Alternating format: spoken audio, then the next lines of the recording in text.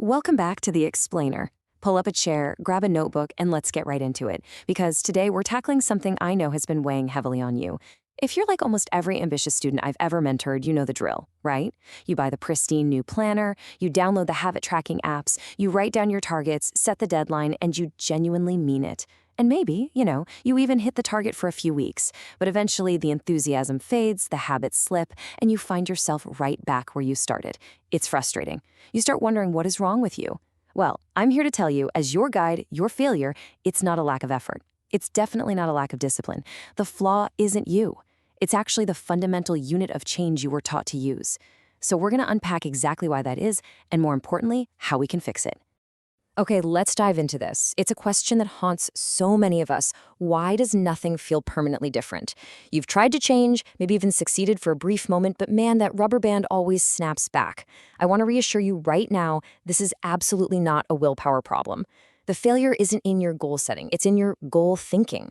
See, the entire productivity industry has sold us this idea that if we just get better at defining what we want, we'll magically transform. But they've been giving you the completely wrong map. The problem literally is the goal itself. I want you to really absorb this insight from author Jaldeep Shah. He says, "The goal is not the destination. It is a description of the person you are trying to become." The core problem with setting a standard goal is that a goal is just an outcome. It's a number on a scale, a specific job title, or, a dollar amount in a bank account. Outcomes are just locations, and simply arriving at a location doesn't fundamentally change who you are. The sequence that conventional advice teaches us is entirely backward. People think an outcome changes them. But the reality? Identity changes behavior, and behavior produces the outcome. You can't just teleport to a new location and expect your inner reality to match it. To understand why you keep slipping back, we need to look at a hidden psychological mechanism. Enter your self-concept. Basically, this is the collection of deep-seated beliefs you hold about who you are, what you're capable of, and what your worth is. This is your baseline. And here is the big aha moment I want you to have today. When you set a goal that requires you to act like someone you don't actually believe you are, you're setting yourself up for a subconscious war. You are literally trying to overwrite your entire sense of self with a sticky note, and it just doesn't work. And this brilliantly illustrates exactly what's going on. Notice how these two graphs function. Back in the early 20th century, a psychologist named Prescott Leckey discovered what we now call the thermostat effect. Your self-concept functions exactly like the thermostat in your house. It has a set point of what feels normal for you. Let's say you set a massive fitness goal and start going to the gym every day. Your behavior rises above that set point.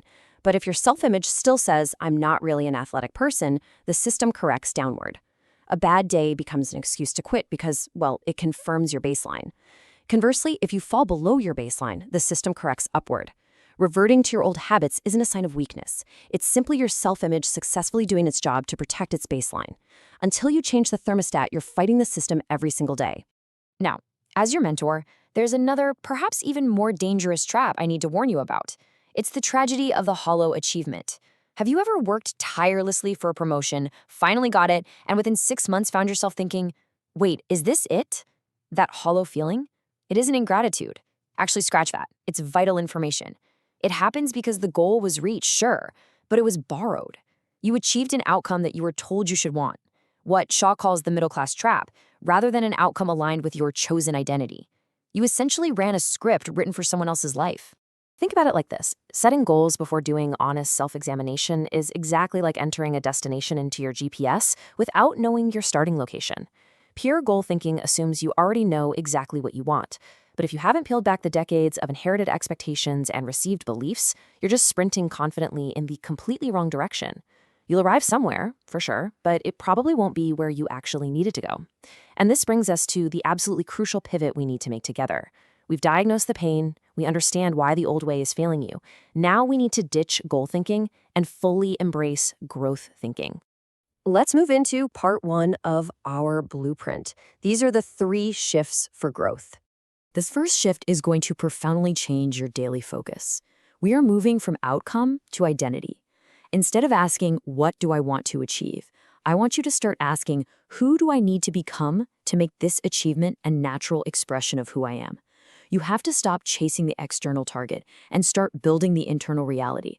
Look, if you build the identity of a runner, the running just happens naturally. And it happens without the constant, exhausting friction of fighting an unchanged self-image. The second shift is moving from motivation to structure. And listen to me on this one. Motivation is just emotional weather. It rolls in, it rolls out, and it rarely gives you any notice. If your success relies on waking up feeling pumped every single day, you're going to fail. Lasting change requires structure. You need to design systems, environments, and conditions that make the right behavior the path of least resistance, regardless of how you feel that morning. Growth thinking designs the environment so that relying on willpower becomes completely optional. So the crucial point here is this third shift, moving from arrival to process. Traditional goals have a finish line. And what happens when you cross a finish line? You stop running. The motivation dissolves. Growth thinking, however, is oriented toward a direction. It's a continuous state of becoming. When you focus on the process, there's no empty, is this it moment, because there's no artificial endpoint.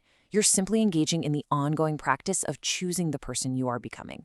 It generates its own unstoppable momentum. And to help you implement these shifts, Jaldeep Shah developed a specific framework we're going to use. Let's move to and see how this builds into part 2, the framework. Seek, seed, and grow. This is the new sequence you must deliberately follow if you want changes that actually stick. Let's walk through these steps together. Step 1 is seek. This absolutely must come first. You have to honestly examine who you actually are. Look at your beliefs and figure out which ones you actually chose versus which ones were just, handed to you by society or your family. If you skip seek, you're building your house on borrowed foundations. Okay, step 2 is seed. Once you know who you are becoming, you deliberately design the conditions to make that person possible. This is your identity investment. It's curating your inputs, your environment, and your daily structures to cultivate that new identity. Finally, step 3 is grow. Honestly, this is the hard part. This is the sustained practice of trusting the process during those long stretches where nothing seems to be happening. Deep growth is invisible until suddenly it isn't. When there are no external markers to cheer you on, your identity and your direction are the only things that will keep you moving forward.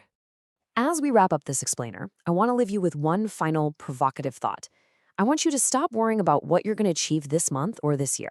Instead, I want you to sit with this uncomfortable but really profound question. Who are you becoming? Notice the gap between the person you want to describe and the identity you're currently operating on. That gap isn't a failure. It's your starting line. Do the honest work of seeking your true identity first, and the achievements will naturally follow. You've got the blueprint now. The rest is up to you.